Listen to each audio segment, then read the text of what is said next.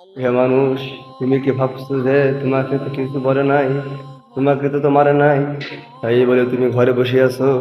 কিন্তু তুমি কি একবার তাকিয়ে দেখেছো তোমার সামনে কত মানুষকে পাখির মতো গুলি করে মারছে? এক মালিকের ঘটনা বলি। দুই বলদ এক জমির ফসল খাচ্ছে। সেই জমির মালিক এসে এক বলদ ধরে খুবই মারছে। দ্বিতীয় যে বলদটি, ওই বলদটি কিন্তু ওখান থেকে জোরে জোরে দৌড়াই পালাচ্ছে। কেউ জিজ্ঞেস করছে, হে বলো, তুমি তো কেন দৌড়াচ্ছ? তখন ওই বলদ উত্তর দিল, হে ভাই, শুনে রাখো, এর পরে সিরিয়াল হয়তো আমার, যার কারণে আমি দৌড়াচ্ছি। আজকে তুমি, আমি ভাবছি আমি তো মরি নাই, আমার ভাইকে তো কিছু বলে নাই, বোনকে তো কিছু বলে নাই, যার কারণে আমি চুপ করে আছি।